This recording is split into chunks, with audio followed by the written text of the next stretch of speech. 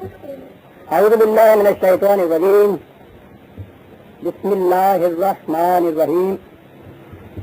برادران عزیز، آج نومبر 1969 کی 9 تاریخ ہے اور درس قرآن کریم کا آغاز سورہ آل عمران کی 32ویں آیت سے ہوتا ہے. 3/32. آخری آیت میں بتایا یہ گیا تھا کہ دین مذہب کی طرح کوئی انفرادی شے نہیں، یہ اجتماعی زندگی کا نام ہے جس میں اجتماعی طور پر اطاعت کی جاتی ہے اور اس سے پھر ایک نتیجہ مرتب ہوتا ہے، اس دنیا کی سرفرازی اور خوشگواری بھی اور عاقبت کا سنورنا بھی. اور اس کے بعد اب قرآن کریم اسی چیز کو تاریخ کے اندر لے آتا ہے، انبیاء سابقہ کے حوال قصاص سامنے لاتا ہے. اور ان میں چونکہ نبی اکرم صلی اللہ علیہ وسلم سے پہلے یا پہلے سلسلے کے آخری نبی حضرت عیسیٰ علیہ السلام تھے، ان کے قواعد حیات سے بات شروع کرتا ہے.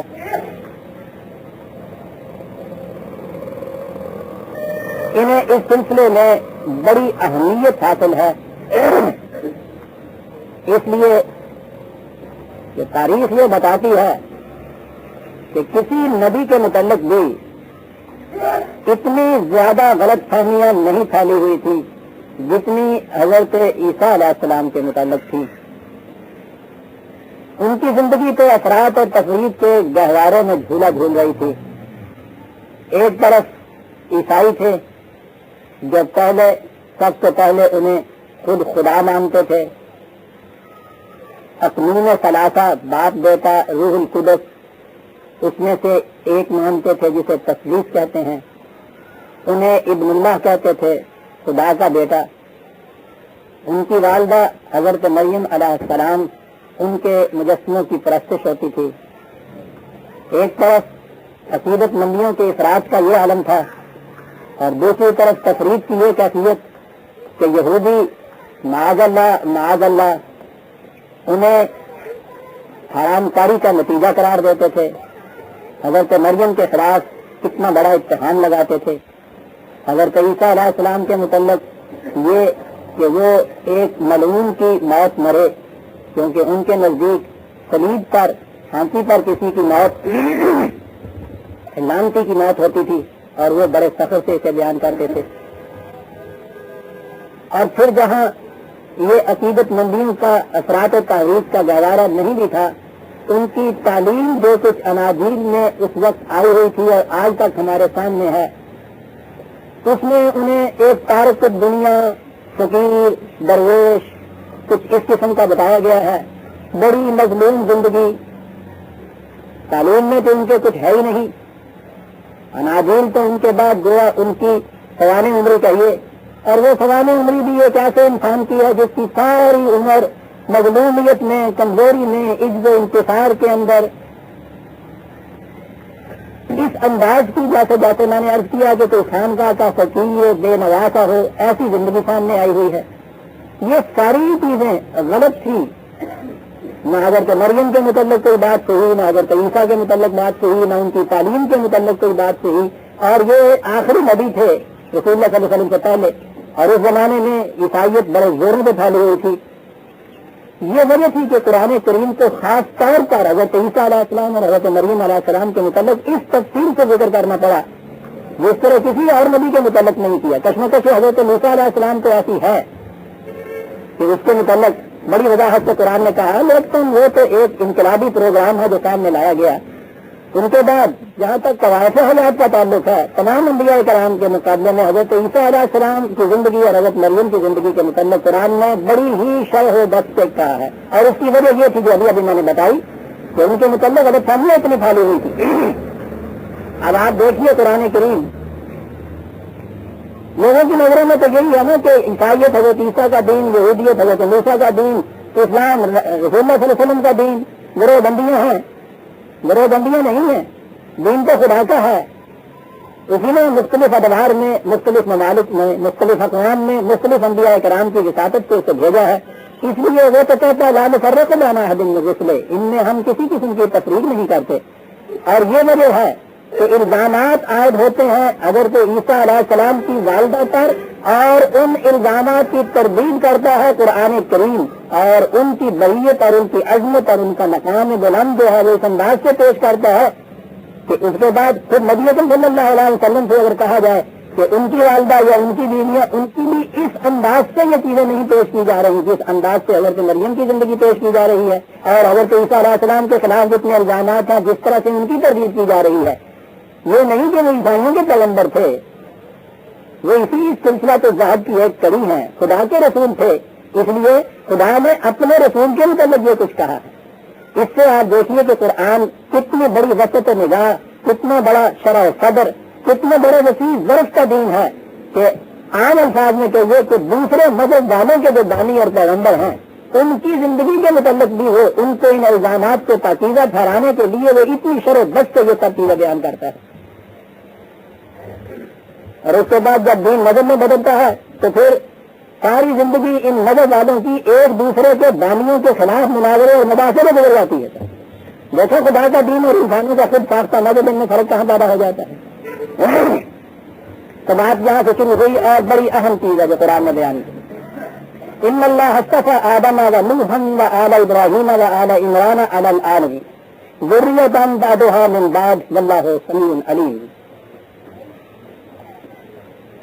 کہا یہ جاتا ہے کہ قرآن نے جب کہا کہ دنیا کی ہر قوم میں نبی آیا، رسول آیا، تو قرآن نے جن رسولوں کا ذکر کیا ہے وہ تو وہی تھے کہ جو عرب کے ارد گرد کے علاقوں میں ہوئے، یہودیوں کے نبی، عیسائیوں کا نبی، یا اس سے پہلے قوم عاد اور سمود کی طرف آنے والے حضرت صالح، حضرت ہود وغیرہ.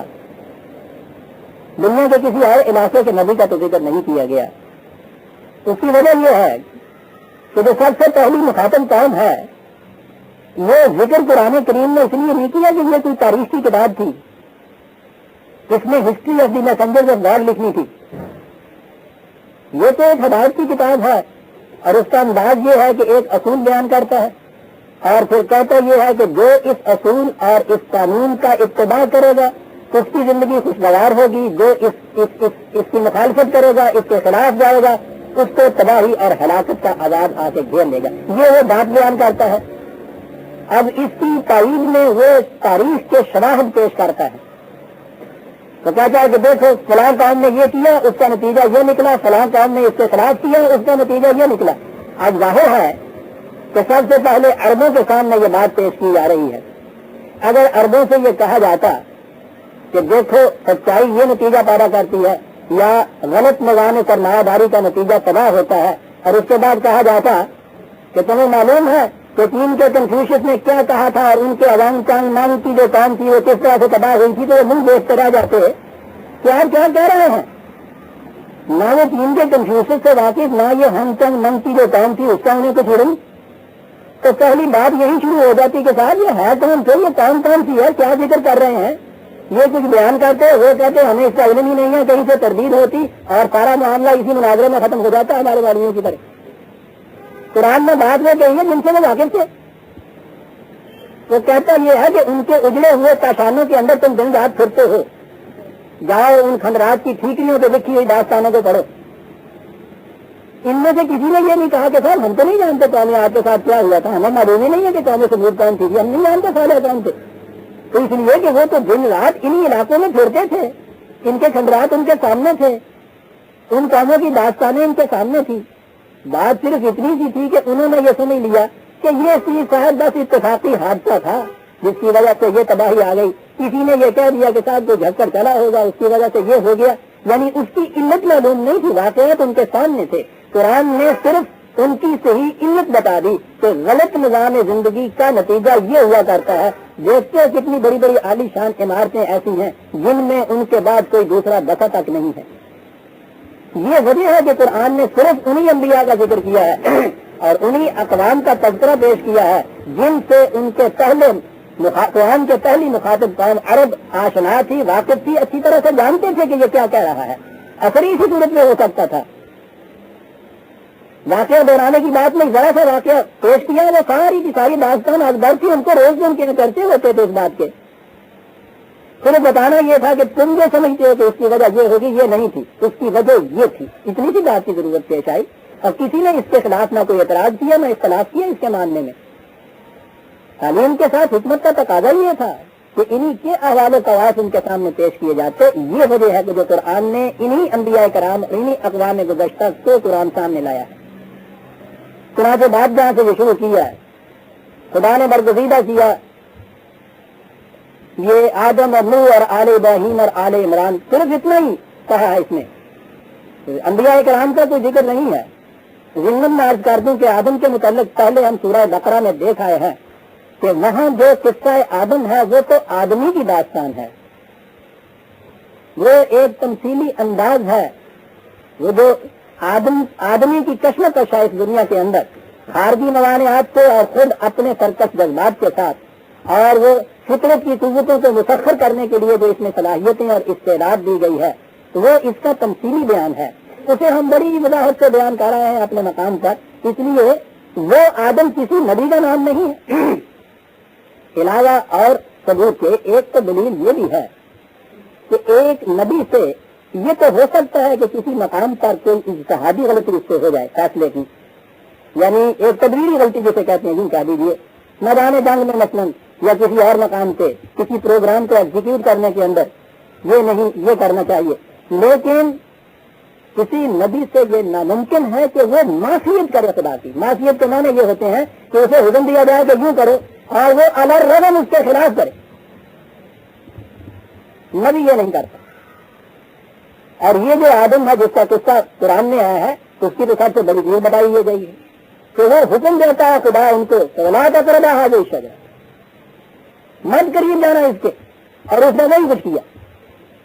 میں نے عرض کیا ہے کہ علاوہ دیگر دلائل و شواہد کے کہ یہ کسی نبی کا قصہ نہیں تھا، یہ ایک چیز بھی آتی ہے کہ نبی یہ نہیں کچھ کیا کرتا، وہ معصیت نہیں کرتا، صاحب نسیان ہو سکتا ہے. بات میں یہ کہہ رہا تھا کہ یہ کوئی نبی نہیں ہے. قرآن اصل نے یہ جو پیش کیا نا اس نے آدم اور نوح ابراہیم اور عمران، یہ 4 دور پیش کیے ہیں اس نے تاریخ کے. یہ موضوع نہیں اس وقت ورنہ میں عرض کرتا کہ قرآن کس طرح دور پیش کرتا ہے. حضرت نوح کے متعلق جو کہا کہ سارے 9 برس تک وہ رہے ان میں، وہ یہ نہیں تھی کہ وہ ایک شخصیت تھی جو سارے 9 برس تک جیتا رہا انسان. کہا یہ ہے کہ تعلیم ابراہیمی کا دور اتنے عرصے تک تھا تاکہ پھر دوسرا دور ابراہیمی آ گیا. سب سے پہلا دور انسان کی ابتدائی تمدنی زندگی کا ہے جس میں ہنوز زندگی کے مسائل اتنے زیادہ الجھاؤ والا نہیں پیدا ہوئے تھے، سمپل سے مسائل تھے. دور آدم کہہ دیجیے.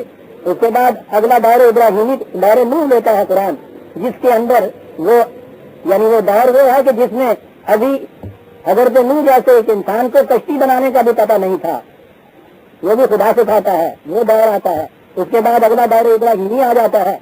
تمدن بہت آگے بڑھ گیا ہے، مسائل حیات زیادہ پیچیدہ ہو رہے ہیں.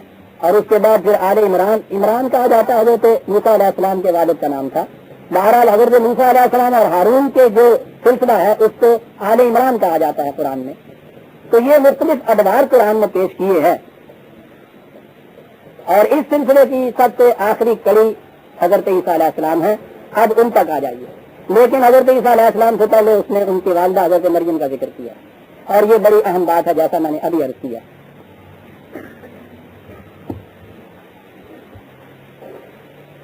قرآن کریم نے حضرت مریم کے متعلق خاص طور پہ یہ کہا، ہاں یہاں میں عرض کر دوں کہ ان اللہ ہستہا کہا ہے، اللہ نے منتخب کیا، برگزیدہ کیا. ضروری نہیں کہ جن کے متعلق استفاء کا لفظ آیا ہو وہ نبی ہو، نبوت ہی اس کے معنی ہو. حضرت مریم علیہ السلام کے متعلق 3-4 آیتیں ہی آگے چل کے 3/41 وَإِذْ قَالَتِ الْمَلَائِكَةُ يَا مَرْيَمُ إِنَّ اللَّهَ اصْطَفَاكِ. اور یہ تو ظاہر ہے کہ حضرت مریم نبی تو نہیں تھی، کوئی عورت نبی تھی نہیں. تو میں نے کہا یہ ہے کہ یہاں جو استفاء کا لفظ ہے اس کے معنی یہ نہیں ہے کہ یہ نبیوں کا ذکر ہے، برگزیدہ افراد ہیں، منتخب افراد ہیں. حضرت مریم کے متعلق یہاں کہا قرآن نے، اور دوسرے مقام پہ تو خود امت محمدیہ کے متعلق کہا ہے 35/32 35/42. 32 35/32 ثم اورثنا الكتاب الذين اصطفينا من عبادنا، پھر ہم نے اس کتاب کا وارث ان لوگوں کو بنایا جنہیں ہم نے منتخب کر لیا تھا اپنے بندوں میں سے، اصطفینا۔ تو گویا یہ ضروری نہیں کہ جہاں لفظ اصطفا آیا ہو چن لینا، منتخب کر لینا، برگزیدہ کر دینا، وہ ضرور نبیوں کے ہی متعلق ہو، بلکہ جنہیں بھی قرآن کسی مقصد کے لیے چن لیتا ہے، برگزیدہ کرتا ہے، ان کے لیے یہ لفظ آ جاتا ہے۔ مطلب میرا یہ تھا کہ یہ نبیوں کا ذکر نہیں آ رہا۔ حضرت مریم علیہ السلام کے متعلق میں نے کہا کہ قرآن نے بڑی ہی شر و بس سے بات بیان کی ہے اور ان کا درجہ بڑا ممتاز بتایا ہے۔ یہی 3/41 میں ہم نے دیکھا ہے کہ کہا کہ مریم کو ہم نے برگزیدہ کیا۔ یہ قرآن کریم میں 2 اولو العزم عورتوں کا ذکر آیا خاص طور پر، اور وہ ہے ایک تو فرعون کی بیوی اور ایک حضرت مریم۔ 66/11 66/11 وضرب اللہ مثلا للذین آمنوا امرأۃ فرعون، مثال بیان کرتا خدا مومنین کے لیے فرعون کی بیوی کی۔ وہ جب فرعون کی بات آئے گی تو عرض کروں گا۔ قرآن نے کہا ہے کہ اذ قالت رب ابن لی عندک بیتا فی الجنۃ ونجنی من فرعون وعملہ، اس کی بیوی ہونے کے باوجود وہ یہ کہہ رہی ہے کہ یہ جو اس کا عقیدہ، اس کا نظریہ، اس کے عمل ہیں، میں ان سے متنفر ہوں، دعا مانگ رہی ہے کہ مجھے اس سے نجات دلا کس طرح سے۔ قرآن نے اس کو بطور مثال کے پیش کیا ہے، اتنے بڑے جابر، اتنے بڑے مستبد بادشاہ کی بیوی ہے، لیکن چونکہ ایمان نصیب ہے اس واسطے اس کی کیفیت، اس کی آرزو یہ ہے کہ وہ اس قسم کے باطل پرست مستبد حاکم بادشاہ کی ملکہ نہیں رہنا چاہتی، دعا مانگ رہی ہے کہ مجھے اس سے تو نجات دلا۔ اور یہ اتنی بڑی چیز ہے کہ قرآن نے اس کے تذکرے کو اپنی دفتان میں محفوظ کر لیا ہے۔ فرعون کی بیوی کا یہ واقعہ اس کو میں پھر بیان کروں گا۔ بات حضرت مریم کے متعلق، وَمَرْيَمَ ابْنَتَ عِمْرَانَ الَّتِي أَحْسَنَتْ فَرْجَهَا، اور مریم قبیلہ عمران کی یا عمران کی بیٹی یا قبیلہ عمران کی لڑکی مریم، اس کے متعلق سارے قرآن میں حضرت مریم کی ایک ہی تفصیل بتائی گئی ہے کہ اس نے اپنی عصمت کی حفاظت کی۔ سوال پیدا ہوگا کہ عصمت کی حفاظت تو عام طور پہ شریف عورتیں کرتی ہیں، یہ تو استثناء ہے کہ جو عصمت کی حفاظت نہیں ہوتی عام طور پہ کی جاتی ہے۔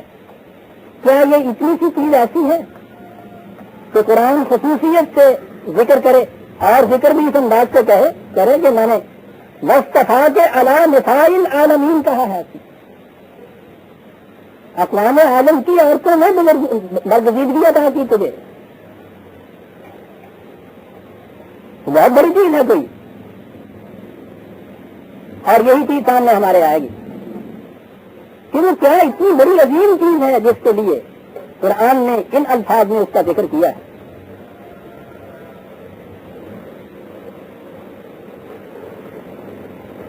عیسائیوں کے ہاں حضرت مریم کی پرستش ہوتی ہے اس لیے کہ وہ حضرت عیسیٰ کی ماں ہے۔ قرآن کے نزدیک یہ کوئی چیز وجہ فضیلت نہیں ہے، کسی نبی کی ماں ہونا یا کسی نبی کا باپ ہونا، کسی نبی کا بیٹا ہونا یا اس کی بیٹی ہونا کوئی وجہ فضیلت نہیں ہے۔ یہ نبی کی ماں تھی، حضرت ابراہیم کا باپ بھی تو تھا۔ آپ دیکھیں قرآن اس کے متعلق کیا کچھ کہتا، قرآن تو ایک طرف رہا، اللہ تو ایک طرف رہا، بیٹا کیا کہہ رہا ہے؟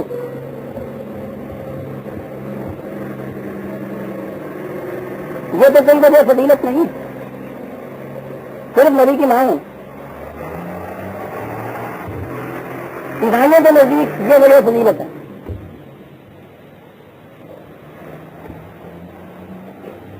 آپ کو معلوم ہے مسلمانوں کے نزدیک وجہ فضیلت کیا ہوئی؟ غور سے سنیے گا اور پھر سر بھولے گا، پیٹیے گا۔ کہتے یہ ہے یہ بھی عیسائیت کی تقلید میں کہ حضرت عیسیٰ علیہ السلام دن بعد پیدا ہوئے۔ عیسائیوں کو تو یہ اس لیے کہنا پڑا کہ وہ انہیں خدا کا بیٹا کہتے تھے۔ جب ملا کو کہا تو اگر کسی انسان کو اس کا باپ قرار دے دیا جائے تو پھر وہ ابن اللہ نہیں رہتا نا. ان کا عقیدہ جو ہے میں آگے آؤں گا اور یہ حضرت مریم حضرت عیسیٰ علیہ السلام کی داستان اب مسلسل بیان ہوگی. وہ تمام چیزیں ہمارے سامنے آئیں گی کہ یہ عقائد کس طرح سے غلط ہیں. جن باپ دادا ہونا یا ابن اللہ ہونا, مسلمانوں نے بھی یہ سارے عقائد ان کے یہاں مستعار آ ہوئے مانگے ہوئے ہیں ان لوگوں سے. یہ بھی اپنے ہاں عقیدہ یہ رکھتے ہیں جن باپ پیدا ہوئے ابن اللہ نہیں مانتے, خدا کا بیٹا نہیں, جن باپ پیدا ہوئے. عزیزان من ذرا تھوڑی دیر کے لیے توجہ کو مرتکز کیجیے ایک پوائنٹ پر, ایک نقطے پہ. میری بیٹیاں اور بہنیں بیٹھی ہیں اس لیے احتیاط کروں گا الفاظ میں, لیکن بات ان کے بھی سمجھنے کی ہے. ایک جوان لڑکی ان کے عقیدے کے مطابق شادی شدہ نہیں ہے, حاملہ ہو جاتی ہے, بیٹا جنتی ہے. آپ سوچیے تو صحیح, میں نے عرض کیا ہے کہ اصل حقائق جو ہے میں بعد میں لاؤں گا. میں یہ عرض کر رہا ہوں کہ جو عقیدہ ان کے ہاں کا اس کی روح سے پوزیشن کیا بنتی ہے. دنیا میں کہیں بھی واقعہ ہو, سوچیے کہ اس لڑکی کے متعلق معاشرے میں کیا بات نہیں ہوگی اور کیوں نہیں ہوگی. شادی شدہ نہیں ہے, حاملہ ہے, بچہ پیدا ہوتا. اور سمجھا لیا آپ کے یہاں عقیدہ یہ ہے, مجھ سے نہ سنیے ایک عجیب اتفاق ہوا ہے. کل ہی یہ باری آنی تھی, کل ہی میرے پاس یہ ترجمان القرآن آیا نابودی صاحب کا نومبر کے مہینے کا. اس میں اتفاق سے ان کی تفسیر تفہیم القرآن مسلسل اس میں شائع ہو رہی ہے. اتفاق سے یہ سورہ تحریم میں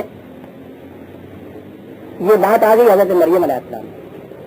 یہ سنیے ذرا کہ یہی جو واقعہ ہے اس کے متعلق کہا کیا جا رہا ہے. تیسری مثال حضرت مریم علیہ السلام کی ہے, جنہیں یہ مرتبہ عظیم اس لیے ملا کہ اللہ نے جس شدید آزمائش میں انہیں ڈالنے کا فیصلہ فرمایا تھا اس کے لیے انہوں نے سر تسلیم خم کر دیا.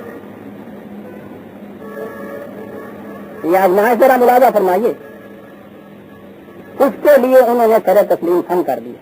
حضرت مریم کے سوا دنیا میں کسی شریف اور نیک لڑکی کو کبھی ایسی سخت آزمائش میں نہیں ڈالا گیا کہ کنار بنے کی حالت میں اللہ کے حکم سے اس کو حملہ کر دیا گیا ہو اور اسے بتا دیا گیا ہو کہ اس کا رب اس سے کیا خدمت لینا چاہتا ہے.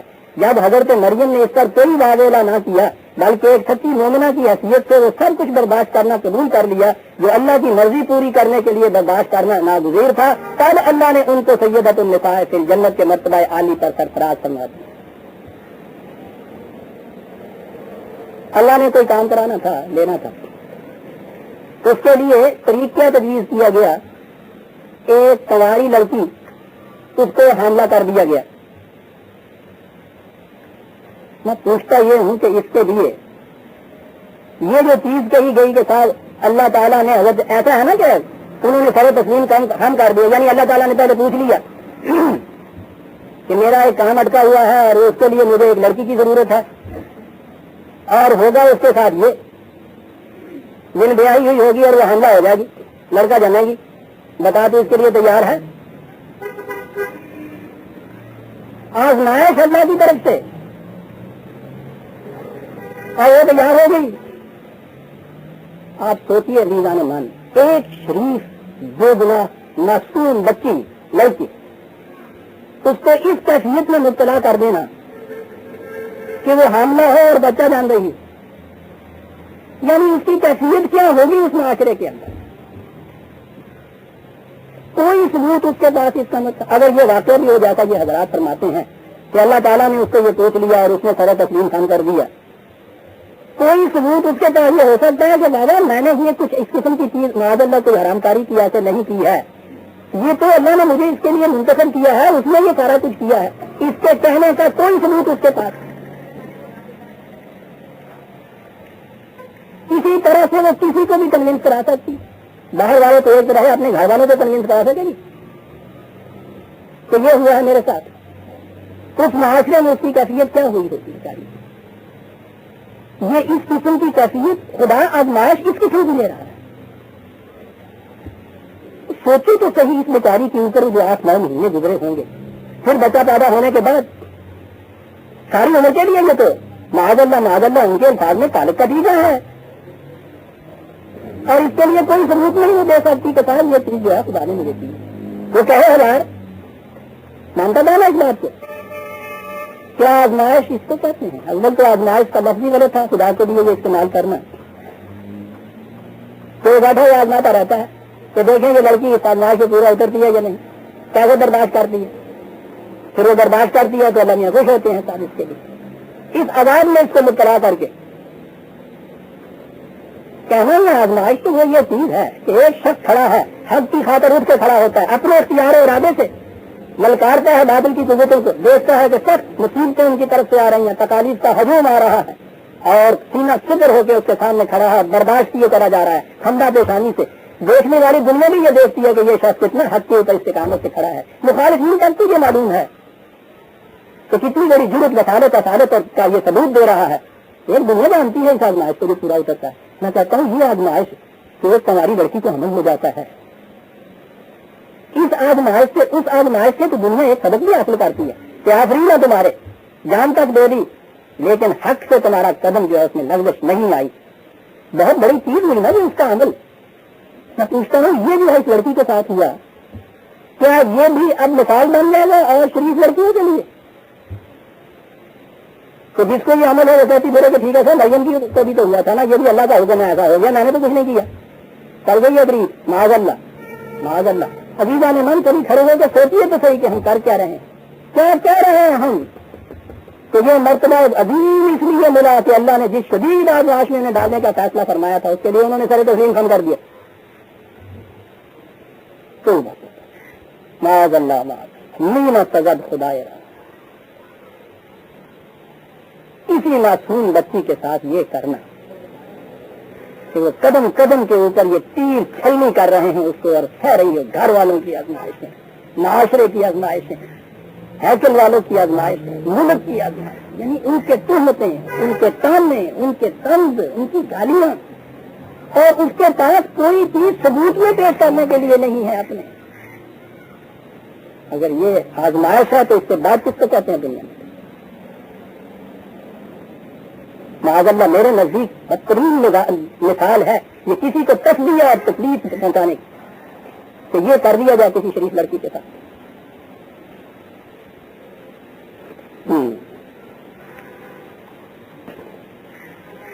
عزیزان مان، میں نے عرض کیا جاتا کہ عیسائیوں کو تو ضرورت پڑی حضرت عیسیٰ کو بن باپ پیدا کرنے کی کہ وہ ان کو خدا کا بیٹا بتانا چاہتے تھے، اس لیے آدمی کا بیٹا نہیں۔ میں آگے چل کے بیان کروں گا کہ وہ بھی کس قدر افسانہ ہے جو بھرا گیا، لیکن میں نے کہا کہ ان کو تو اپنے اس عقیدے کے لیے ضرورت تھی۔ انہیں پوچھیے کہ یہ ابن اللہ کے عقیدے سے بھی انکار کرتے ہیں اور بن باپ کے پیدا بھی کرتے ہیں، کاہے کے لیے صاحب؟ یعنی کوئی اس میں حکمت، کوئی اس کی ضرورت، کوئی تقاضا کسی قسم کا معجزہ تھا یہ۔ میں کہتا ہوں اس معجزے کو کوئی ماننے والا بھی دنیا میں ہو سکتا ہے، یعنی عقیدے سے تو آپ مان لیجیے۔ معجزہ اگر کوئی شے ہے تو وہ تو یہ کہ جہاں دلیل و برہان جو آپ نظری و تھیوریٹیکل طور پر دیتے ہیں ان کے کہنے کے مطابق ناکام رہ جائے تو ایک کنکریٹ چیز ایسی سامنے لائی جائے کہ جس کو دیکھ کے ان کا سر جھک جائے کہ بات بالکل سچی ہے، یعنی اسے کہا جائے گا نا کوئی معجزہ۔ جتنے بھی معجزات بیان کرتے ہیں کنکریٹ بیان کرتے ہیں، ٹھوس، جو دیکھے جا رہے ہیں، سامنے دیکھا جا رہا ہے کہ ایسا نہیں ہوتا اور ویسا ہو رہا ہے، ان کے کہنے کے مطابق صحیح کہ پتھروں میں سے پانی نکل رہے ہیں، یہ بھی معجزہ ہے، وہ ایک مردہ زندہ ہو رہا ہے۔ میں ان کی بات کر رہا ہوں، کوئی ایسی چیز تو ہے نا جس کو آنکھوں سے دیکھتا ہے آدمی اور پھر اس کے سامنے عاجز آتا ہے، معجزہ تو یہ ہے۔ میں کہتا ہوں یہ جو ہے کسی کنواری لڑکی کا حملہ ہو جانا، اس معجزے کو کوئی تسلیم بھی کر سکتا ہے اس سے، اور پھر اس سے کوئی عبرت بھی پکڑ سکتا ہے، کوئی عاجز بھی آ سکتا ہے، اس کے سامنے کوئی سر بھی جھکائے گا، یہ پھر معجزہ یہ کس کا ہے؟ معجزہ تو انبیاء کرام کے ہوتے، وہ کیا حضرت عیسیٰ علیہ السلام کا معجزہ ہے کہ وہ بن باپ پیدا ہو گئے؟ وہ دنیا میں یہ کہتے پھریں گے کہ صاحب مجھے دیکھیے، معجزہ ہے بن باپ کے پیدا ہوا ہوں، اس کا جواب جو دیا ہے یہودیوں نے وہ ہمارے سامنے ہے، اور موافق ہی عقیدت مندی تو اور شے ہے، دنیا جو جواب دے گی اس کا ہمارے سامنے۔ کیا یہ معجزہ حضرت مریم علیہ السلام کا ہے؟ اس معجزے کی جو کیفیت ہے وہ تو ہمارے سامنے، تو وہ ہزار جتن کرے بیچاری کسی کو تعال ہی نہیں کر سکتی کہ میں مجرم نہیں ہوں. یہ اللہ تعالیٰ کا ہے. یہ کچھ اللہ تعالیٰ کو اس قسم کے معجزے دینے کی کیا ضرورت ہے؟ عزیزان میں نے ایک آیت ہے قرآن کی، انسان وجد میں آ جاتا ہے جب دیکھتا ہے قرآن کس انداز سے بات کیا جاتا ہے. 6/102 بڑھیا ہوں 6/102 بات تھی یہی ان لوگوں کی کہ یہ حضرت عیسیٰ علیہ السلام کو خدا کا بیٹا کہتے ہیں. اس کی تردید مقصود ہے. غور فرمائیے کس حسین انداز میں بات کیا گیا قرآن. بدیع السماوات والارض کہ یہی چیز جو ہے کہ وہ ایک بچہ پیدا کر سکتا ہے بغیر اس قسم کی ان چیزوں کے. جہاں تک اس عقیدے یا اس نظریے کا اس کے امکان کا تعلق ہے تو کہتا ہے اس میں تو کسی شبے کی گنجائش نہیں ہو سکتی. سوال کیا بدیع السماوات والارض، جس میں اس تمام یونیورس کو، اس تمام سارا سلسلہ کائنات کو جو عدم سے وجود میں لایا. بدیع کے معنی ہوتے ہیں کہ جو پہلے چیز ایگزسٹ نہ کرتی ہو اس کو وہ ایگزسٹنس میں لے کے آ جائے بغیر کسی قسم کے پہلے مٹیریل یا مسالے کے. بدیع السماوات والارض وہ تو اتنے عظیم کارگاہ کائنات کو عدم سے وجود میں لے آیا ہے. اس کی تو کیفیت یہ ہے. لہٰذا اس کے لیے یہ مشکل کیا ہے کہ کسی پتھر میں سے ایک آدمی نکال دے، آسمان سے کسی کو یوں نیچے اتار دے. امکان کا تعلق جو ہے نا، قدرت کا تعلق جو ہے اس کو تو یہ بیان کر دیا. لیکن کہا کہ اس کے بعد جو سوال پیدا ہوا یہ کہ اس نے ایک بیٹا اپنا اس طرح سے پیدا کر دیا معجزے کے طور پر. اس نے کہا کہ یہ دنیا اس طرح سے وجود میں لانے کے بعد اس نے پھر ہر شے کے لیے، ہر کام کے لیے ایک قاعدہ اور قانون مقرر کر دیا ہے. بدیع السماوات والارض کے لیے کوئی قانون اور قاعدہ ہو نہیں سکتا. عدم سے وجود میں لانا جو ہے یہ تو بہت معجزہ ہی ہے. لیکن اس کے بعد کہا کہ اس کے بعد ہم نے ہر شے کے لیے ایک قانون مقرر کیا ہے، قاعدہ مقرر کیا ہے. اور بچہ پیدا ہونے کے لیے قاعدہ یہ مقرر کیا ہے کہ وہ مرد اور عورت کے اختلاط سے پیدا ہوتا ہے. یہ قاعدہ مقرر کیا ہے. اب جو تم کہتے ہو کہ خدا کا بیٹا ہے، سنیے عزیزان من، اللہ یکون لہ ولد، ذرا سوچو کہ اس کے بیٹا کیسے ہو سکتا ہے. ولم تکن لہ صاحبہ، جبکہ اس کی بیوی نہیں ہے. کیا بات ہے. بدیع السماوات والارض یعنی اس کے قادر مطلق ہونے کی تو کیفیت یہ کہ سلسلہ کائنات کو عدم سے وجود میں لا سکتا ہے. خود عائد کردہ قوانین کی پابندیوں کی کیفیت یہ کہ دلیل یہ دے رہا ہے کہ پھر اس کے بیٹا کیسے ہو سکتا ہے جبکہ اس کی بیوی کوئی نہیں ہے. یعنی اب اس کا قاعدہ یہ مقرر کیا ہوا ہے کہ بیٹا جو اگر یا بچہ جو پیدا ہوگا تو وہ مرد اور عورت کے اختلاف سے ہوگا. مجھے تو تم تسلیم کر لو چلو جی کہ ایک مرد اللہ میاں جو ہوئے، میاں نہ سمجھے تو اٹھ گیا ہے.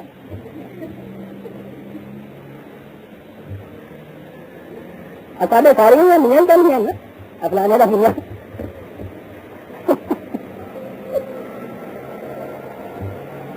کیا دلیل دی ہے قرآن نے اعجاز یہ ہے اعجاز قرآن کا. اس انداز میں بات کر جاتا ہے. بدیع السماوات والارض تک صحیح بات ہے، ٹھیک ہے. لیکن آگے جو سلسلہ ہے اس کے لیے تو یعنی خدا کو بھی ضرورت ہے بچہ پیدا کرنے کے لیے ایک عورت کی. کیسے ہو سکتا ہے جبکہ اس کی بیوی نہیں ہے؟ تو کیا بات کر دیا خدا. اور کنورسلی کیسے ہو سکتا ہے ایک عورت کے یہاں بچہ جب مرد نہیں ہے؟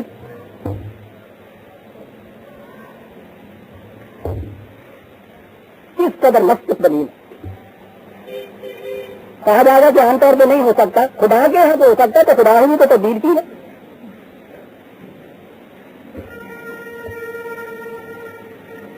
خدا کا تصور کیونکہ ہمارے ذہن میں مرد کا ہے اس لیے اس نے کہا کہ جب عورت نہیں ہے تو کیسے ہو سکتا.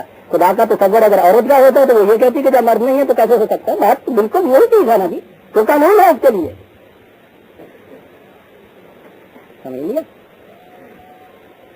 وخلق کل شیء، اشیاء تو یوں پیدا ہوتی ہیں جیسے تم یوں سمجھ رہے ہو. انسانوں کے بچے یوں نہیں پیدا ہوا کرتے. اس کے لیے مرد کو عورت کی ضرورت ہوتی ہے، عورت کو مرد کو ضرورت ہوتی ہے. کیا دلیل دے گیا ہے قرآن.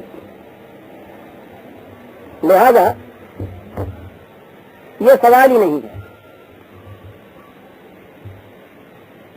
نہ ابن اللہ ہونے کا سوال حضرت عیسیٰ علیہ السلام کا، اور نہ کسی صورت میں دن بعد پیدا ہونے کا. میں پھر کر دوں، قرآن کے الفاظ میں دوہرا دوں، جس خدا کی قدرت جو ہے اس کی یہ کیفیت ہے کہ وہ سماوات والارض کو عدم سے وجود میں لاتا ہے. جہاں تک اس کے اختیار مطلق اور قدرت کا تعلق ہے اس میں کوئی بات نہیں ہے. تو ایک بچہ یہی زمین سے اگائے، جہاں تک خدا کے لیے ممکن ہونے کا تعلق ہے کہ وہ کر سکتا ہے یا نہیں، وہ یہ کر سکتا ہے، کرتا نہیں ہے. اس نے کہا ہے کہ اس کر سکنے کی قوت وہاں تک کہ ہم نے اپنے اختیار کو برت لیا کہ اس وجود لے آئے کائنات کے عدم سے وجود میں، وہاں تو کہا جا نہیں سکتا، چل نہیں سکتا. کہیں سے تو بات شروع کرنی پڑے گی کہ جہاں افیکٹ ہو اور اس کے پیچھے کاج نہ ہو، وہاں تو اس نے یہ کہہ دی. اور جب یہ کر لیا تو اس کے بعد اب اس کی کیفیت یہ ہے کہ ایک بچے کو وجود میں لانے کے لیے وہ کہتا ہے کہ نہیں صاحب، جب تک ایک بیوی نہیں، ایک عورت نہیں ہے بچہ وجود میں نہیں آئے گا. لا سکتا ہوں، لاتا نہیں ہوں. دن بات کے عقیدے کے لیے تو ایک ہی دلیل کافی ہے. اور پھر جیسا میں نے عرض کیا پیدا بھی کرنا تھا، معجزہ دکھانا تھا، تو بڑی آسان سی بات تھی. ان لوگوں کے سامنے آسمان سے جیتا جاگتا بچہ نیچے آ جاتا. آپ ان سے کہتا سامنے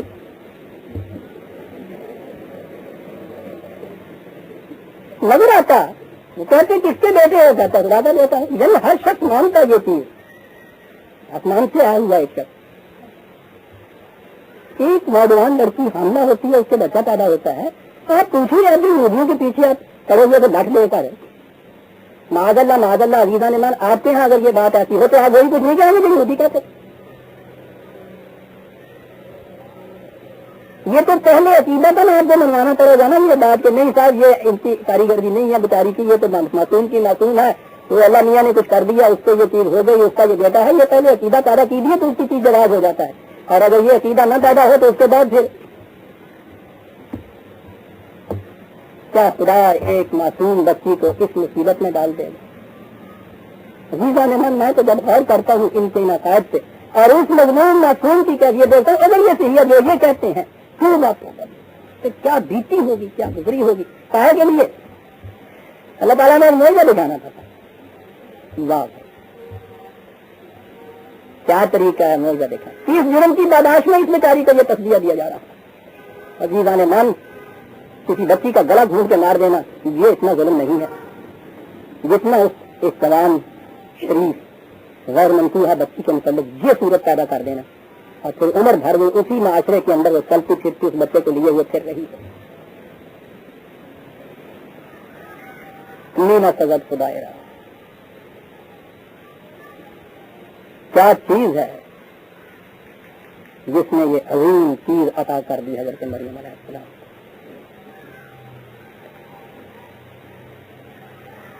میں سوچ رہا ہوں کہ اسے اسی مقام کے سامنے لے آؤں یا آگے چل کے جہاں یہ چیز آتی ہے، لیکن میں سمجھتا ہوں کہ بات کلائمیکس تک پہنچ گئی ہے، اس لیے یہی یہ چیز ہو جانی چاہیے، بات صاف ہو جائے. یہودیوں کے ہیں جسے ہیکل کہتے ہیں، وہ یہ سمجھ لیجیے کہ ٹیمپل، گرجا، خانقاہ کس قسم کی چیز. خانقاہ تو ابھی اس کو نہ کہیے کیونکہ ان کے یہاں شروع میں شریعت ہی تھی، رہبانیت ابھی نہیں آئی تھی. پھر انہوں نے اس کے بعد اپنے ہاں رہبانیت کو انٹروڈیوس کیا. اس میں پہلے مرد راہب ہوتے تھے، درویش تجرب کی زندگی بسر کرنے والے. پہلے شروع میں یہ چیز. پھر ان کے ہاں مردوں کے لیے بھی یہ شرط ہٹا دی گئی، درویش نہیں، وہ ہیکل کی خدمت کے لیے پریس کی حیثیت سے آتے تھے. پریس کی دو ان کے ہاں کیٹیگری تھی، علماء جنہیں احبار کہتے تھے اور درویش جنہیں رہبان کہتے تھے. رہبانیت تھا نا.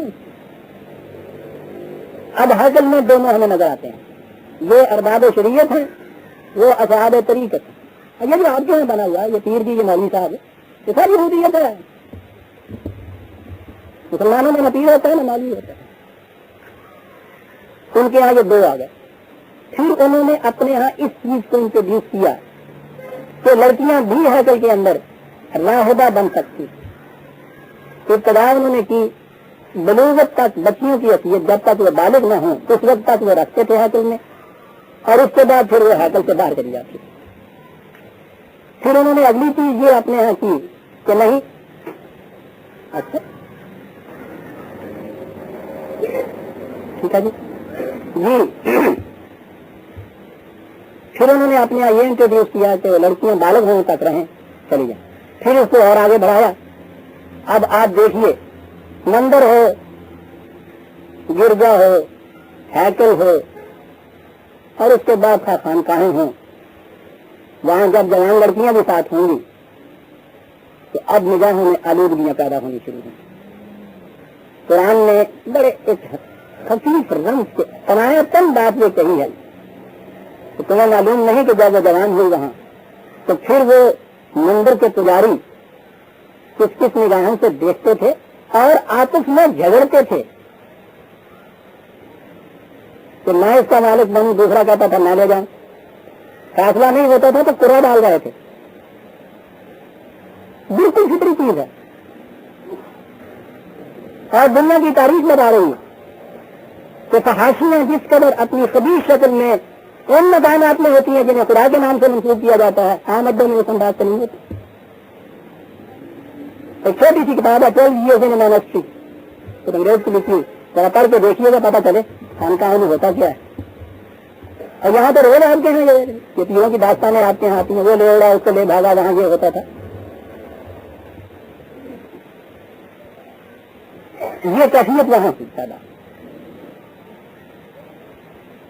اس معاشرے کے دستور کے مطابق بات آ جاتی ہے. یہ لڑکی تھی تو اسے ہیکل کی نظر کر دیا گیا, بڑے ماں باپ شریف مقدس نظر طرف یوں چاہیے,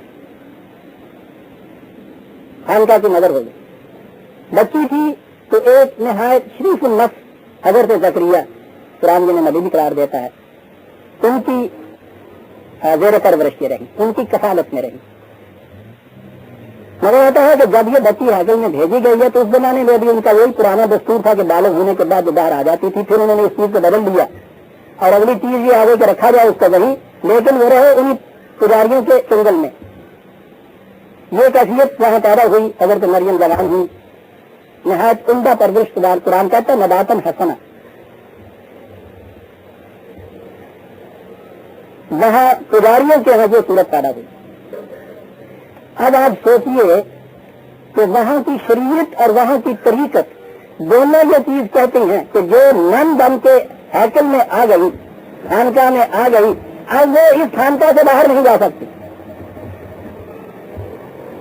یہودیوں کی شریعت میں ان کا اقتدار کتنا بڑا تھا اس کا اندازہ اس سے لگائیے کہ رومن کی حکومت تھی اور رومن کی حکومت نے ان یہودی علماء کو ہر قسم کی سزا دینے کا اختیار تھا اپنے بنی اسرائیل کو.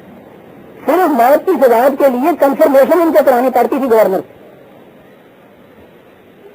یعنی وہ صرف فتوی نہیں صادر کرتے تھے, ان کو یہ قانونی اختیارات حاصل تھے دوسروں کی مملکت کے اندر, پرسنل لاز میں افسوس سختی قوانین میں, لیکن ان کی حکومت کی یہ کیفیت تھی. اب یہ سوچئے کہ وہاں ارباب شریعت بھی اس سے متفق ہیں, علماء بھی اور وہاں رہبان بھی, کہ جو ہیکل میں لڑکی آ جاتی ہے وہ جوان ہونے کے بعد اپنی مرضی سے باہر متاثر زندگی نہیں بسر کر سکتی. اس کو یا تو یہاں عمر بھر کے لیے مجرد بنانا ہوگا یا دوسری چیز جو ان کے یہاں تھی تو یہ جو ہیکل والے پجاری لڑکی سے نہیں پوچھے ہیں, ترا ڈال رہے ہیں. ترے میں جس کو نام نکل آئے, لڑکی نہیں لاٹری ہے, جس کو نام نکل آئے, یہ کیفیت ہے. یہ معلوم ہے حضرت مریم کہ ان کے کسی حکم کی خلاف ورزی کا نتیجہ کیا ہو سکتا ہے.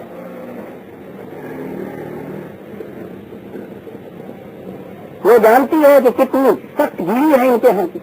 خود وہ یہودیوں کے خاندان کی لڑکی ہے, ماں باپ وہی ہے, عیسائیت تو بھی آئی نہیں ہوئی, وہ تو سارے کے سارے یہودی سے بنی اسرائیل انہیں کی لڑکی ہے. یہاں سے اگر بھاگ کے جاتی ہے تو اپنے ہی گاؤں میں جائے گی, اپنے ماں باپ کے گھر میں جائے گی. وہ خود مذہب پرست ہیں, وہ ہیکل کے پجاریوں علماء اور مشائخ کے فیصلے کے خلاف اس کو پناہ کیسے دے سکتی, معاشرہ اسے قبول کیسے کر سکتا ہے.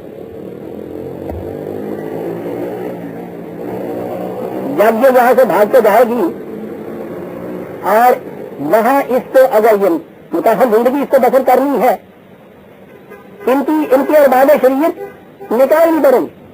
آپ کو معلوم ہے آج آپ کے دور میں آج بھی یہ کچھ ہوتا ہے جہاں مولوی کو غصہ آتا ہے پہلے تو وہ 1 2 3 کر کے تمہارا نکاح ٹوٹتا تھا، نکاح ٹوٹ گیا، جن کے طلاقیں پا گئی ہیں بیویوں کے، چل بھائی اروز انڈا پہ آئے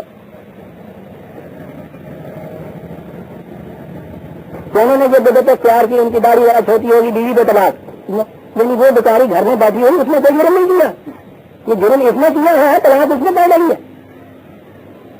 اس لیے کہ ان کا بندہ انہوں نے کہا تھا نا، انہوں نے کہا اسی بندے سے توڑنا تو کون دے آگے میاں نہیں تو بھائی ملا لیتے روز طلاق، روز نکاح ٹوٹتا ہے۔ وہ تو غنیمت جانی ہے نا کہ اب انہوں نے اپنے آپ کو خود ایک ادھوتا بنا لیا ہوا، مذاق بنا لیا ہوا ہے، کوئی پرواہ نہیں کرتا۔ لیکن یہ سوچیے کہ جس زمانے میں ان کو اختیارات اتنے ہیں قانونی کہ جس کے متعلق کہتے ہیں کہ ان کی شادی نہیں ہو سکتی، اس کے بعد اس کی شادی اگر ہو جائے تو کیا یہ اس کو جائز شادی قرار دیں گے؟ اور اتنے بڑے اقتدار والے پورا معاشرہ انہیں یہودیوں کا ہو، جس میں یہ لڑکی جائے یہ اعلان کر دیں کہ یہ ہیکل سے گئی ہوئی لڑکی جو ہے، سارا معاشرہ اس کو چھوڑ دے گا، شریعت کی روح سے یہ کسی کے ساتھ نکاح نہیں اپنا کر سکتی، نکاح کرے گی تو ہم اس کو باطل قرار دیں گے اور اس کی اولاد کو ہم غلط گناہ قرار دیں گے۔ عزیزان ایمان، یہ حالات تھے وہاں کے، اور خانقاہیت کی زندگی خدا کے دین کے خلاف تھی۔ اس کے لیے ایک بڑی انقلابی جرأت کی ضرورت تھی، اور اس کے لیے، اس انقلاب کے لیے ایک لڑکی ہی موجود ہو سکتی تھی اس سے کھڑی۔